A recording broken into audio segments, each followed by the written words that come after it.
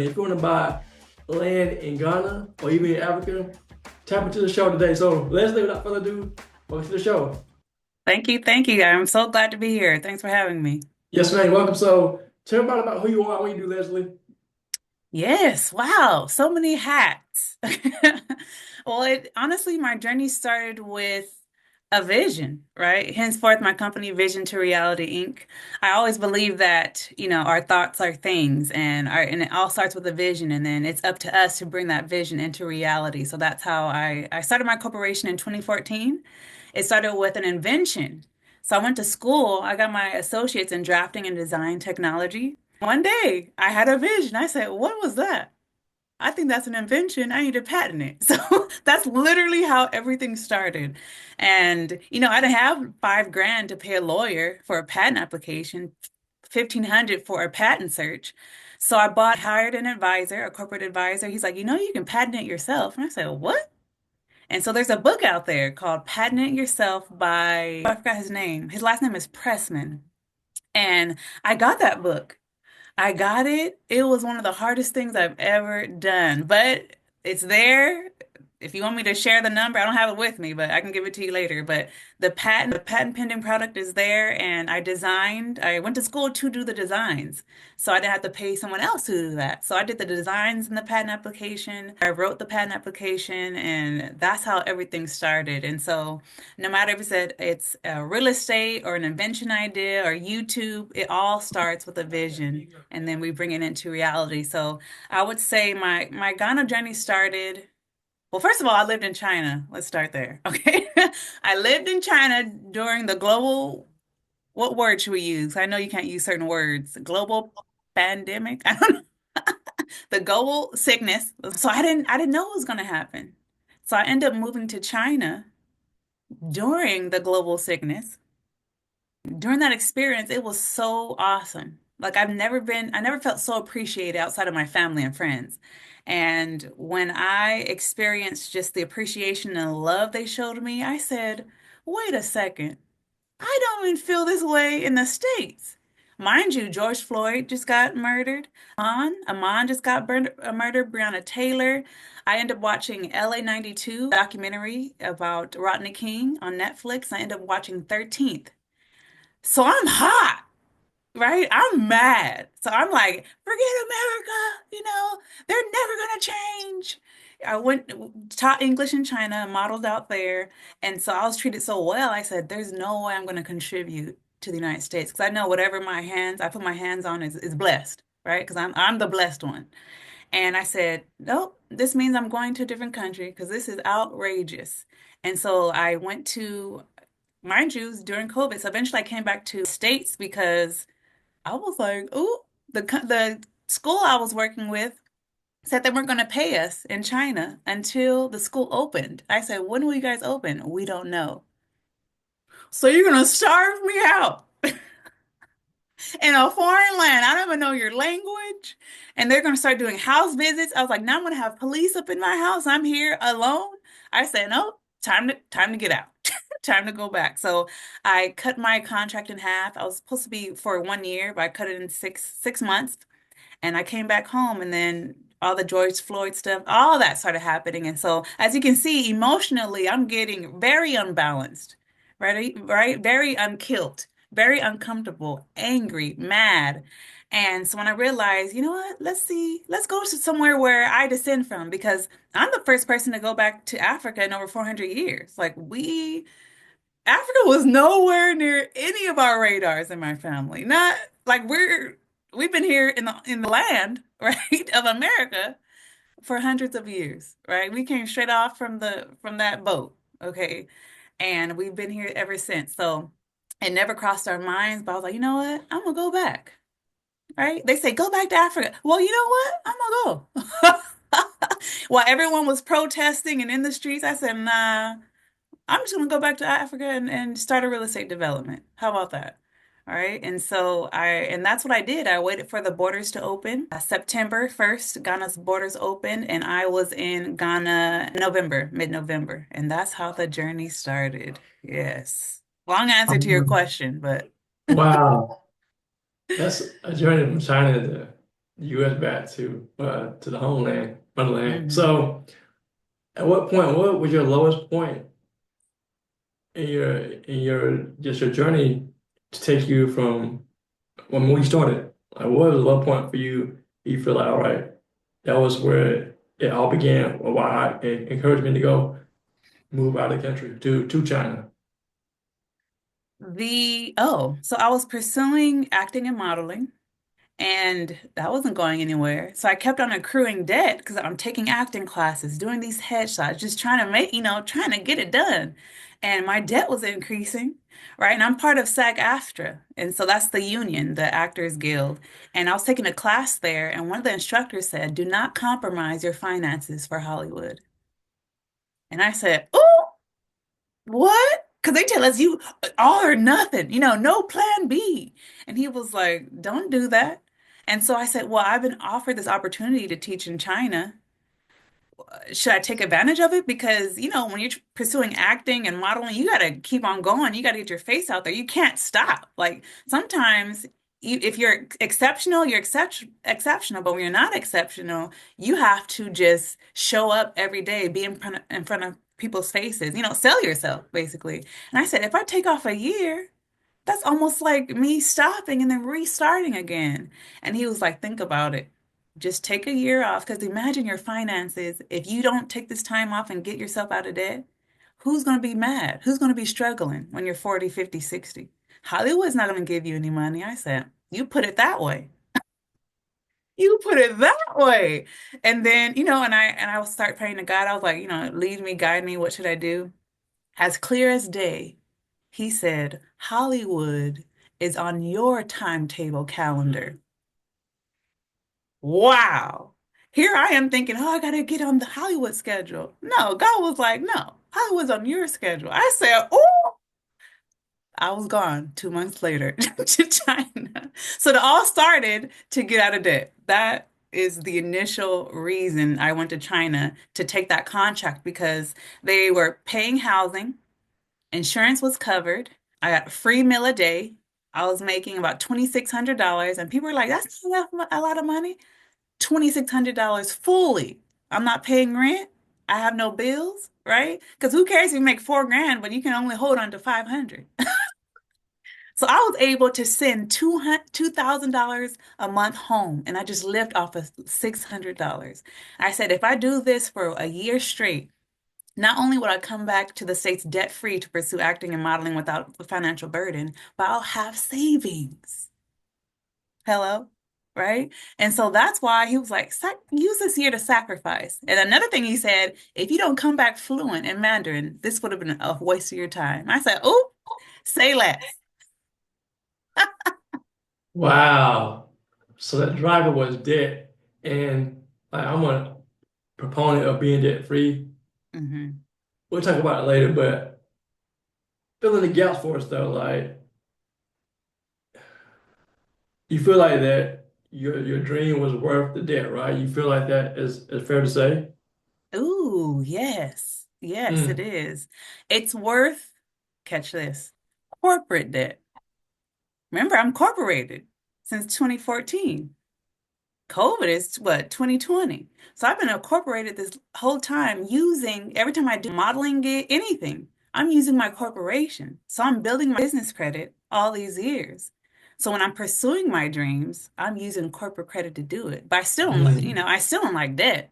The good thing about corporate credit is, worst come to worst, file for bankruptcy, but my social is still good.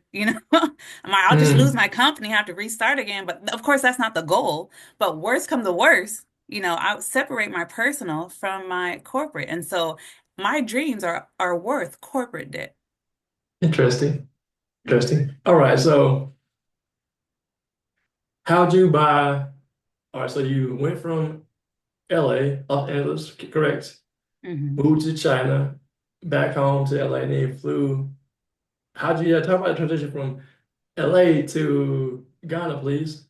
Yes. So came back to LA February 2020 from China. Landed there. Mind you, God created a flight for me to get out. That's an important transition because the flights were 10 grand one way. to fly from China to LA in February. So I said, this is, oh, they're taking advantage. So I said, could I put that on my corporate credit card? Yes, but that's not worth 10 grand. So I pushed my flight to March 15th, and that was only $600. Okay. And so when I found out the school wasn't going to pay us anymore, I said, well, it's time for me to go. What happened? Oh, so when I found out the school wasn't going to pay us, I was like, this is not right. This is illegal. I'm gonna get a lawyer, right? And I ended up talking to a lawyer. Oh my goodness. So I'm talking about the transition, like you said. I ended up getting a lawyer. He said, what type of school do you work for? I said, oh, it's a private school. Like it was a rich, private Chinese school. He was like, you know what? If you worked for a public school, it would be different. But since you work for a private school, they have leeway to literally not pay you. And I said, this is illegal. They're like, it's illegal, but they have a little room. And he was like, I'm sorry, I can't help you. And I said, what do I do? He's like, well, call the Bureau of Labor in China. So I called them and no one spoke English. So I'm like, well, this doesn't help me. I was like, let me call the US Embassy in China. Called the US Embassy. I said, this is the situation. This is illegal. They owe us a whole month's salary. And you know what he said? He's like, yeah, it is illegal, but this is China. I said, what? He's like, just because it's a law doesn't mean they keep it. I said, ooh, what do you recommend we do? He said, we're telling everyone to go back to their home countries. I said, say less. I got off that phone. I called Delta. I said, I need to get out as soon as possible. I stayed on the phone probably 30 to 45 minutes because they had to make sure I was a US citizen, that I wasn't, sick and all that. And so she came back to the phone and said, your flight will be leaving tomorrow. And I said, thank you. And that's how I got out. I didn't pay 10 grand, thank goodness. They just took my $600 ticket from March, moved it to February, and that's how I got out. And when I got on the plane, I asked one of my neighbors, I said, how'd you get this flight? This didn't even exist. He said, we're a makeup flight from Thailand from 2 weeks ago.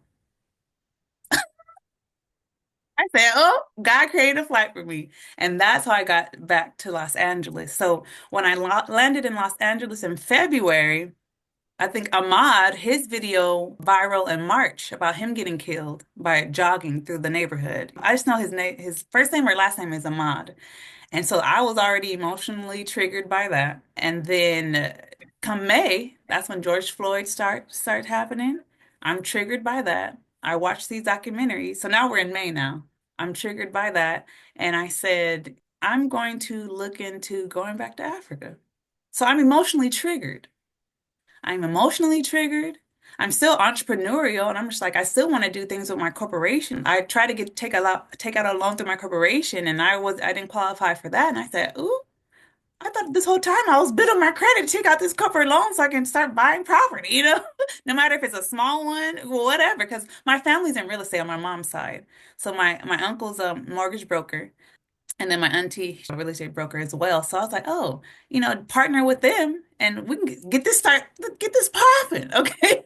Time to get things popping. Because I was like, I'm not going to come from China back to LA earlier than I should have and not make moves in business. I just didn't accept it. Once I got declined for that loan and they said, oh, you got to at least make 7 grand a month for 3 years to qualify for this certain amount. I said, what? Well, I'm not there. I'm not there. And I thought I qualified through business credit, but come to find out, no. They wanted corporate tax returns. I was ignorant. And I thought just returns were a generic word for taxes. Like, oh, you do your returns. Okay. Oh yeah, I was like, yeah, I have 3 years of tax returns. No, I didn't. I did my taxes for 3 years, but there weren't no returns on it. So that's, ignorance. Like, I can't blame anyone but myself. I just assumed.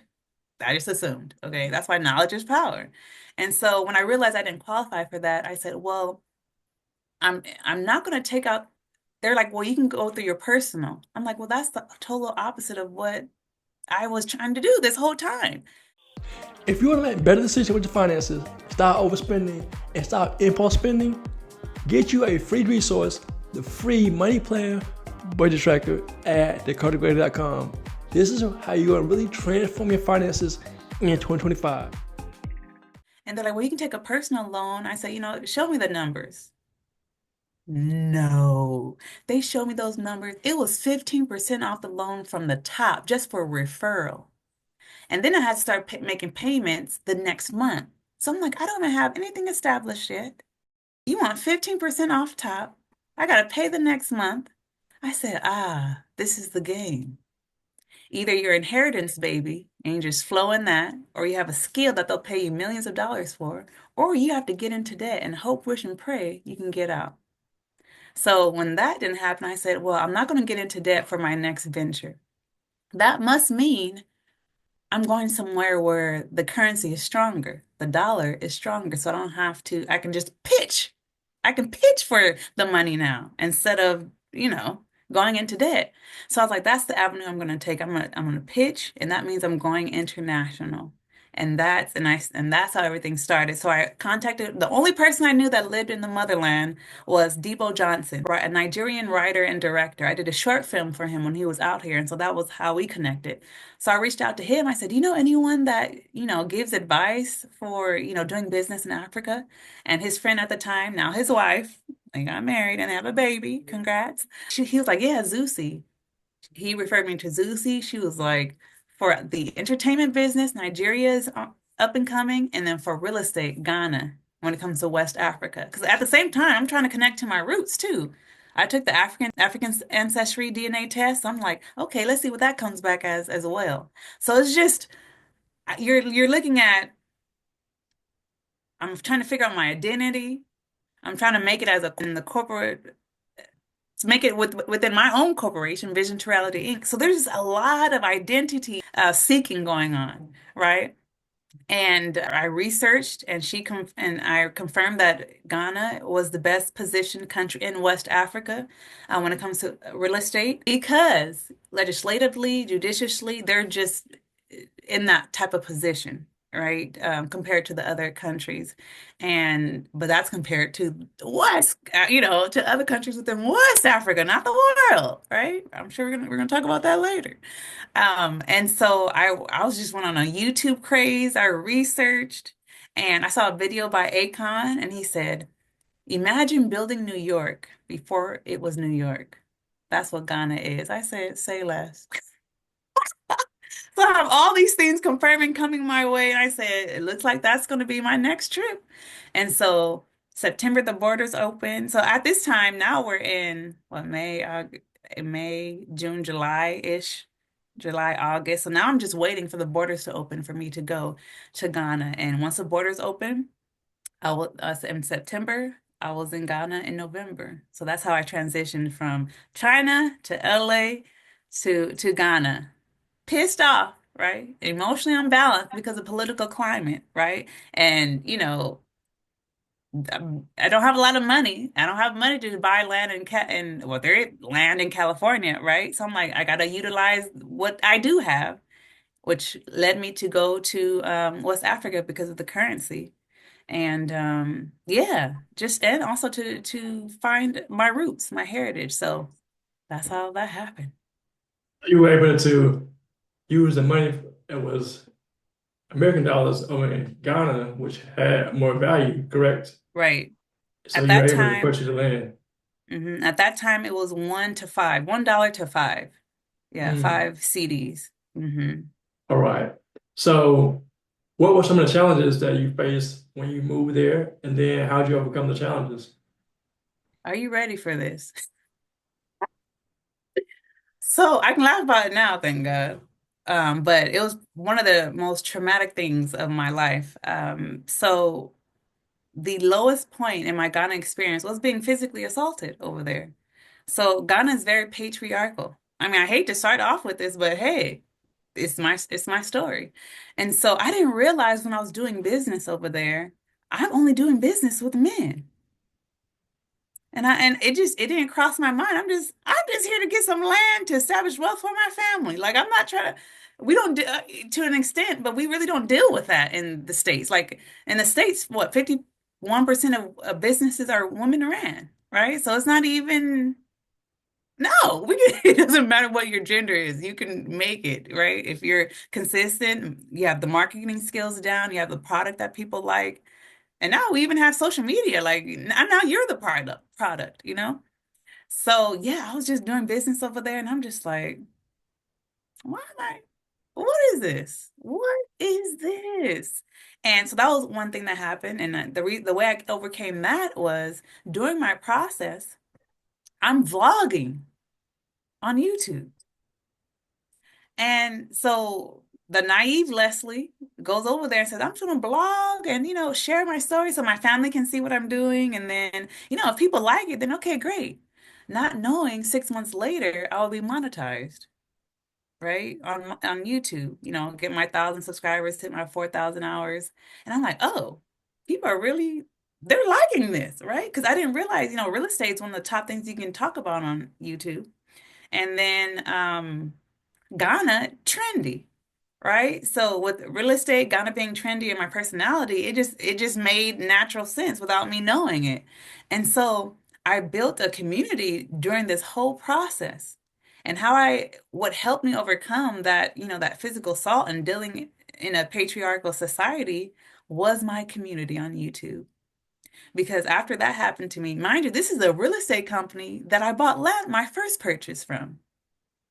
So not only did you take my money, right? And I was at their office because I had land missing because I bought 6 plots for my first purchase through this land liaison. And I'm missing 2 plots. You're gonna fix this. You're going to fix this.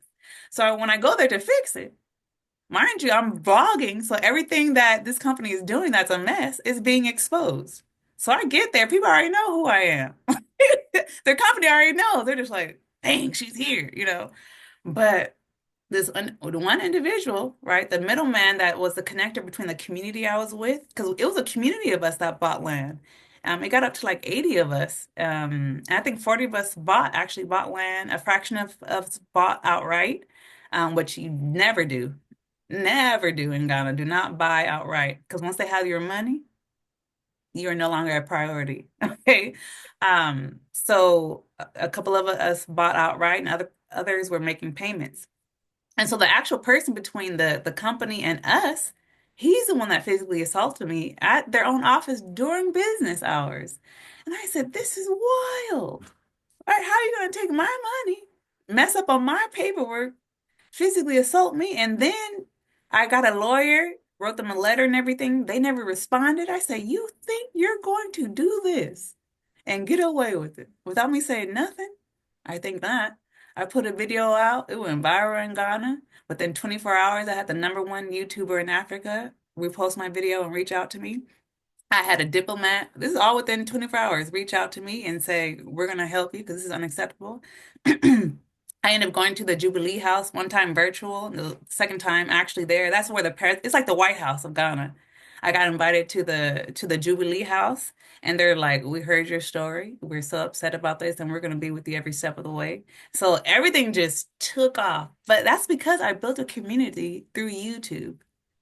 So that was the lowest point of the trip, of my whole experience. So just know, folks, it's patriarchal over there. And being a woman and being a boss woman and not even being mean or anything. Like I was over there like, listen to me, I'm an American, that's my money. No, I went there to contribute, right? I went there to let's come together as one, right? With the whole Pan-African flow, right? And so when I realized, no, not everyone sees us as them. A group of Hmm. some of them do see us as brothers and sisters, right? But no, majority don't. They see us as money bags. They treat us as such. They'll be nice to you until what? The money's gone. Now you're treated like a low class, whatever you want to call it. But that's how I overcame. I overcame because my community just came through for me. And it just opened doors to where now I'm sitting in meetings that, the own citizens of Ghana have never sat in. And I'm forever grateful for my YouTube community. We're called the Small But Mighty Crew because all this happened with only 4,000 subscribers. Yep. Wow. Hmm. Wow. So You bought property. It was messy. Did you get your Messy. property back? Did you get everything situated?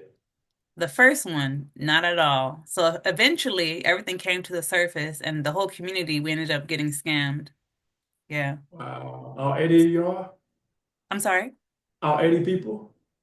So there was 80 of us in the group. I think 40 of us bought and then a lesser percentage bought outright. So I would say 40 Gotcha. people. Yeah, about 40 people. Most of them just forfeited their money. So a lot of them were just doing monthly payments for like a 2 to 3 year plan. Mhm. So a lot of them just walked away because they're like, well, we didn't lose that much money. But for us that bought, multi 6, 7, 8, 9, 10 plots that bought outright, we're like, what? Some of them forfeited So, their money too. But I was like, well, I already paid. I'm going to see this thing through.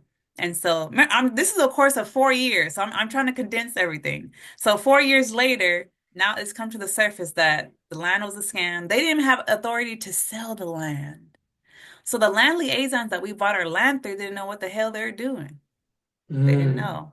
And so I said, well, I'm going to take personal responsibility because I just trusted someone that didn't know what they were doing. And, I can blame them all day, but at the same time, doing your due diligence is crucial. So by the time I bought my second land, guess who's doing her due diligence? I'm doing my due diligence. So what happened with that land is not happening with the land I have now that's almost registered, and that's beachfront property. so African Americans are going to Ghana to buy property there. And shit, is that a good idea in your opinion? Some people may think it'd be exploit the people there. Some may think it's helping the community. You've been there before. I haven't been to Ghana before ever in my life. What is your point of view, your perspective on that topic? Buy or not buy from Ghana? Hmm. If you have money to lose, and if you have time to waste, see, I'm an extremist, so I wasn't walking away from my money, right? I ended up flying. I've been to Ghana 6 times. The first year I went 3 times. So I'm like, oh, you think? Because I was kicked out the group because I started making videos, so I was on my own. So, folks, it's a whole long story. You can go to my page and watch my journey from 4 years ago to today.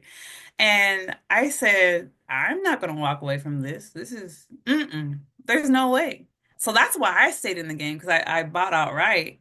And it's just not part of my personality to just walk away from my hard-earned money. Because I used to be an Uber driver. Those years I Uber drive 6 or 7 times a week, crazy hours with a mask, driving people to and from the hospital. I'm like, you think I'm gonna walk away from my money after doing 2 to 3 years of driving like that? You got me effed up. Like, there's no way. There's no too much, literally sweat and tears. Thank goodness I didn't bleed because, Uber driving, well, it can be dangerous, but it wasn't for me. And I said, yeah, there's no way. So that's when my corporate credit came in handy. That's how I was able to fly back and forth so many times because of my corporate credit. Yeah. So, to answer your question, I truly believe that we need to be successful in our own countries first because here is merit based.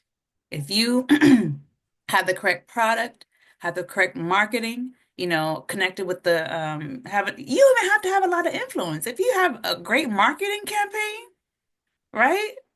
You can make it here. And if people like your product, no matter what it is, merit based. Over there, it's who you know. It is who you know. So if people are willing to continue to spend time and money until you find the people that can cross you over, if you're willing to do that, yes, do it, right? Because Ghana is an emerging market. I'm not taking any credit from that. It is emerging market, has crazy potential if you're willing to grow from the ground roots. Like you go over there because you're an entrepreneur. You're a business minded. You're bringing vision to reality for real. Yeah. So whatever business you can do here, you can do over there. They want you to go over there. But just know when it comes to the infrastructure, the laws and regulations, especially in real estate, it's not there. Now, it's gotten better since I've been there 4 years ago, but it's very, very slow. very slow. So if you're willing to spend money and time, it's a gamble. There's no other way I can put it. You might find the right people on your first try. You might have to go through a lot of people like I did, right? And the only reason I'm still in the game because I'm not walking away from it. And at the end of the day, once I get my land certificate, which it better be this year, what I went through the first 4 years doesn't even compare to the glory that's gonna hit for the rest of rest of my life. Mm. So yeah. Two more questions for you, and I'll let you go. Mhm. Do you think you would have had a different experience if you were a black male? Oh, for sure. Hands Positive down. or positive experience or same? Yes, a better experience because it's very patriarchal. Now, you can still get screwed out your money if you don't know what you're doing. Like you still got to do your due diligence. But when it comes to the respect, right? It's patriarchal. You're a man, you have access automatically. Because you can beat them up, right? Now in Ghana, Ghana is still community punishment, right? So, where the law slacks, the people take it into their own hands and do things, right? So, just being a man is just a better experience. Like walking down the street being a man is a better experience. Because after my what I encountered, now I'm just like, oh my gosh, if I don't look at a man a certain way, if I don't acknowledge his presence, he's going to just snatch me up. Because I didn't say nothing. When I got assaulted, I was editing a video on my phone. And this individual walked past me. I didn't acknowledge his presence. And that's when I got grabbed. And I said, if it's that easy, mm-mm. And so I was talking to a lot of my male friends. They're like, he wouldn't have grabbed our face. I said, no way. First of all, you're bigger than them. Ghanaians are pretty small people for the majority. And just an American black man going over there, just stature alone, he gets respect. Yeah. Mm. So thank you for your time. Last question. Mm. What can you leave the audience with? Whether it be real estate, anything that you feel like you can leave the other people. I mean, some people may be feeling down, but right now we're the ourselves is a mess. We got a new president, it's messy right now, even America. And sometimes we may be moving backwards, but give us some hope. Thank Oh, you for your time, definitely. Leslie. Yes. Number one, we must manage our emotions and do not be in a rush, right? America is not falling down tomorrow. Use tomorrow to plan, okay? We know, craziness. It's a mess, but it's not falling tomorrow. So use tomorrow to plan. Because when I do consult and people reach out to me and ask me, oh my gosh, I need to get out. There's two common denominators. They're in a rush and they're emotionally imbalanced. I'm like, that's exactly how I was. That's exactly how I was. So now my whole purpose, even my YouTube channel, manage your emotions and don't be in a rush. Right? Because sometimes where we are might seem so bad, it makes another place look better. Right? And so, folks, that's my sole purpose now on YouTube is helping the newbies, helping the people that are emotionally imbalanced because of the political situation in the states, because of just how they feel and our 400-year trauma. There's a lot of we are reacting to things from 400 years ago. It's not just, oh, Trump is president now. No, was it epigenetics? There's some word where it's still in our bodies. Like we inherit what our ancestors have gone through. And we are managing all hundreds of years of oppression and inhumane treatment. And then we have our own personal experiences from life, right? So that's why I don't get mad or I don't feel bad when we do make silly choices, like, moving too quickly because we're dealing with so much, right? So now I encourage people, keep your vision, right? But don't be in a rush and manage your emotions because if you don't manage your emotions and you're in a rush, guess what? Your money's going to leave you quickly. So get your emotions in check, don't be in a rush, and your money will follow. Yes. Awesome, awesome. So How can people find out about you online, social media, website, YouTube channel, everything in between? Yes, my website is vision-reality.com. Say that one more time, vision-reality.com. And you can find me on YouTube, Travel with Leslie, right? So on YouTube, I document my Ghana journey, but I'm giving tips now on to the newbies, manage your emotions. I'm sharing what I've learned over the last 4 years so they won't repeat what I did. And then I travel. So I travel, do a lot of international traveling. So you'll see my traveling vlogs on there as well. Yeah, but yes, Travel with Leslie YouTube and vision-reality.com. Awesome. Thank you for your time, Leslie. Thank you so much, Dakota. Where can people find you? You can find me online, dakotagrady.com is the website. Thank you for that segue. Yeah, you're to represent yourself. Yeah, so thank y'all for joining us for the Rule Your Money show. Check out Leslie's website. One more time, Leslie. Vision-reality.com. And my website is dakotagrady.com. Thank y'all for joining us.